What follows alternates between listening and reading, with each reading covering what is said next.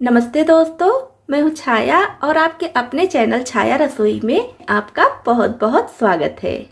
आज मैं फिर से आपके लिए बिल्कुल नए और बहुत ही यूजफुल टिप्स एंड ट्रिक्स लेकर आई हूँ जो हमेशा की तरह आपको बहुत पसंद आएंगे। तो वीडियो देखने से पहले प्लीज़ आप कमेंट बॉक्स में लिखकर ज़रूर बताइए कि आप अपने चैनल छाया रसोई का वीडियो किस सिटी से देख रहे हैं। तो अगर आप किसी भी चीज़ की मिक्स दाल बना रहे हैं तो उसमें 2 चुटकी हींग डाल दीजिए। तो इससे दाल का स्वाद बहुत ज़्यादा बढ़ जाता है और ये पाचक भी हो जाएगी। तो हमारी अगली टिप फिर से दालों को लेकर ही है। तो जब भी हम दाल प्रेशर कुकर में बनाते हैं तो हल्दी नमक डालने के बाद थोड़ा सा देसी घी या फिर कोई भी कुकिंग ऑयल डाल दीजिए। इससे दाल का स्वाद भी बढ़ जाएगा और दाल उबाल खाकर बाहर की तरफ भी नहीं गिरेगी। नेक्स्ट टिप है हमारी हरी इलायची के पाउडर को लेकर। तो मार्केट से जब भी हम हरी इलायची लाते हैं पाउडर बनाने के लिए तो देखते हैं कि हरी इलायची का छिलका आसानी से नहीं पिसता है या तो फिर इसमें जो दाना होता है वो भी अच्छे से महीन नहीं होता है, क्योंकि इलायची बिल्कुल सॉफ्ट होती है। तो उसको अगर हम पीसना चाहते हैं तो फाइन पाउडर नहीं तैयार होता है।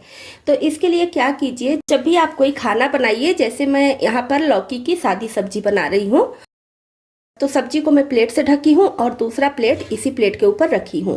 क्योंकि ये प्लेट काफ़ी गर्म होता है तो इसके ऊपर इस प्लेट को रखेंगे तो ये भी काफ़ी गर्म हो जाएगा। फिर इसमें हम इलायची डाल देंगे।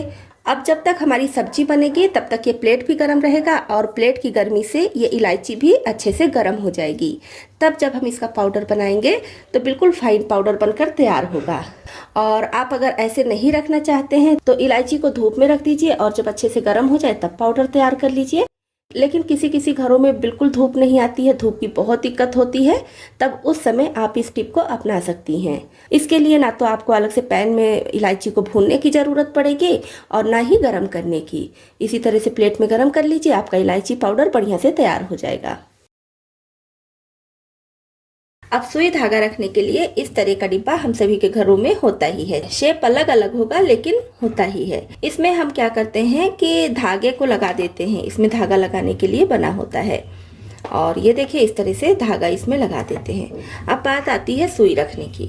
तो ज़्यादातर मेरे यहाँ जो कहा जाता है कि सुई को ऐसे ही खुला नहीं रखना चाहिए और इसको जब भी रखिए तो इसमें धागा डाल दीजिए और इस तरह से, ये देखिए इस तरह से धागा पड़ा हुआ है और इसमें रील में ऐसे लगाकर और इसको ऐसे लपेट कर फिर रखिए। तो इससे क्या होता है कि सुई कहीं गिरेगी नहीं। जैसे कि कभी कभी होता है हम लोग बिस्तर पर बैठकर या सोफे पर बैठकर सिलाई करते हैं तो सुई अगर खाली रहेगी, इसमें धागा नहीं रहेगा तो सुई गिर जाती है और फिर कितना भी खोजिए तो जल्दी मिलती नहीं है। तो हमें डर लग जाता है कि कहीं सोफे पर तो नहीं है या बिस्तर पर तो नहीं है, कोई लेटे या बैठे तो उसको चुभ जाए।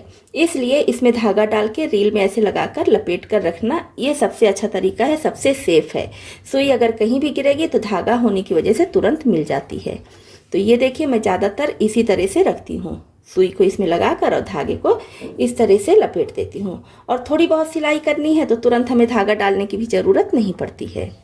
अब इसके साथ ये भी आता है, तो इसमें बटन रखने के लिए होता है, हुक रखने के लिए और सुई भी रखने के लिए। तो अगर आप इस तरह से खुली सुई रखती हैं तो एक बात का जरूर ध्यान दीजिए कि सुई के साथ में रख दीजिए थोड़ा सा चुंबक। ये देखिए इस तरह से हम चुंबक को सुई के साथ में रख देंगे। इससे क्या होगा कि आपकी सुई इधर उधर गिरेगी नहीं, सारी सुई एक जगह इकट्ठी रहेगी और जब भी आपको निकालना हो तो इसमें से सुई निकाल लीजिए। इस तरह से करके आप इसको रख लीजिए। और कोई कोई सुई धागे का डिब्बा आता है जिसमें ये अलग अलग नहीं होता है, सारी चीज़ें एक ही साथ रखते हैं। इसी धागे वाले में ही बटन भी रखते हैं, हुक भी रखते हैं और सुई भी। तो अगर आप इस तरह से भी रख रही हैं तो डिब्बे में चुंबक को ऐसे डाल दीजिए। उसके बाद जब आप इसमें सुइयां रखेंगी सारी सुइयां इस पर चिपक जाएंगी, तो इससे सुइयां गायब नहीं होंगी। तो इस तरह से आप अपने सुई धागे के डिब्बे को अरेंज करके रखेंगे तो घर में किसी को भी कोई प्रॉब्लम नहीं होगी, ना तो सुई गिरेगी और ना ही किसी को चुभेगी। और जब भी आपको ज़रूरत होगा तो तुरंत आप सुई धागा सब पा जाएंगी। नेक्स्ट टिप है हमारी बच्चों के इस तरह के बैग को लेकर। पेंसिल रखते हैं, इसमें पेन रखते हैं, तो कितना भी महंगा आप इसको लीजिए, इसका चैन बहुत जल्दी ख़राब हो जाता है। ये देखिए फंसने लगता है तो बच्चों को काफ़ी प्रॉब्लम होती है। ये देखिए ये वाला भी फंस रहा है। तो इसके लिए सबसे अच्छा टिप है, आप लीजिए कोई कैंडल और चैन के ऐसे करके सब तरफ से चैन पर ऐसे लगा दीजिए, पूरे चैन पर इस तरह से करके कैंडल को ऐसे लगा दीजिए और इधर भी ऐसे ही लगा दीजिए। लगाने के बाद अब चैन को ऐसे लीजिए और 2-3 बार इस तरह से कर दीजिए। तो ये देखिए 2-3 बार ऐसे करेंगे अब बस चैन फ्री हो जाएगा।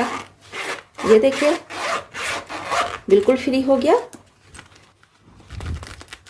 इस वाले को भी ऐसे करेंगे तो ये देखिए बिल्कुल फ्री हो गया। अब ये बीच से खुलेगा भी नहीं और फंसेगा भी नहीं।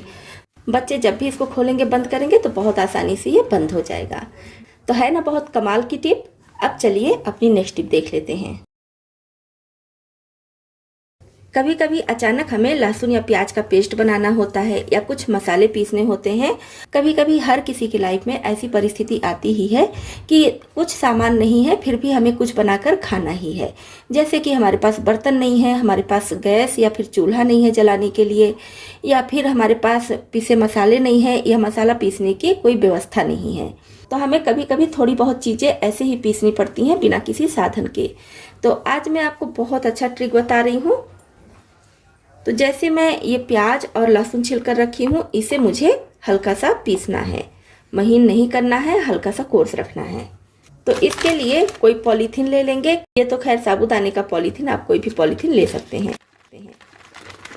इसमें इसको डालकर अच्छे से फोल्ड कर लेंगे और अब लेंगे ताला, कोई बड़ा ताला लेंगे। ताला काफ़ी भारी होता है तो इसका जो प्रेशर पड़ेगा वो काफ़ी तेज पड़ेगा, इससे ये सारी चीज़ें बहुत अच्छे से पिस जाएंगी। तो इस तरह से कोई बड़े और भारी ताले से हम इसको कूटेंगे। तो देखिए बहुत अच्छे से ये कूट गया है। एकदम पेस्ट तो नहीं तैयार होता है लेकिन हाँ आपका काम हो जाएगा। और आप चाहें तो अदरक को भी इसी तरह से कूट सकते हैं। और सिर्फ यही नहीं, जैसे कुछ साबुत मसाले हैं तो उसको भी आप इस तरह से कूट सकते हैं। जैसे मैं यहाँ पर जीरा ली हूँ। अब अगर जीरा को ऐसे ही डायरेक्ट कूट कर पीसेंगे तो इसको पीसने में काफ़ी समय लग जाएगा, इसलिए मैं जीरा को हल्का सा भून ली हूँ। अब इस तरह से करके इसको हम ताले से ही ऐसे करेंगे तो ये पिस जाएगा।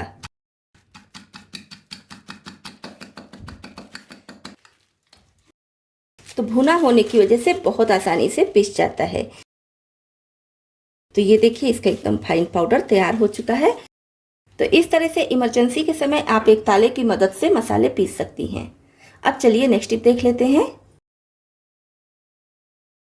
तो हमारी नेक्स्ट टिप है चॉपर को लेकर। इस तरह का चॉपर हम सभी के घरों में होता ही है, साइज अलग अलग हो सकता है। तो जब ज़्यादा दिन हो जाता है इसको यूज करते करते तो ये फंसने लगता है। ये देखिए, तो इसमें सब्जियां या फिर कुछ भी चॉप कीजिए तो बहुत आसानी से चॉप नहीं होता है, ये फंसता है और हमें डर भी लगता है कि इसकी रस्सी टूट ना जाए। तो इसके लिए लीजिए थोड़ा सा वैसलीन, कोई भी वैसलीन ले लीजिए और इसके धागे पर इस तरह से करते हुए जहाँ तक ये धागा निकले तो आराम से इसको खींचेगा, एक झटके में नहीं खींचेगा। तो जहाँ तक ये धागा निकले वहाँ तक इसमें अच्छे से वैसलीन ऐसे लगा दीजिए इस तरह से करके। अब आप इसको खींचेंगी तो बहुत आसानी से इसकी रस्सी खींचेगी, बहुत अच्छे से सारी चीज़ें चॉप होंगी। अब ये रस्सी बिल्कुल फ्री हो चुकी है। तो दोस्तों आपको इसमें से कौन सी टिप ज़्यादा पसंद आई और कौन सी पहले से पता थी, कमेंट बॉक्स में लिखकर ज़रूर बताइए। तो इतने यूजफुल टिप्स एंड ट्रिक्स के लिए एक लाइक और शेयर तो बनता ही है। चैनल पर पहली बार आए हैं और हमारे यूट्यूब परिवार में शामिल होना चाहते हैं तो इस चैनल को सब्सक्राइब भी कर लें।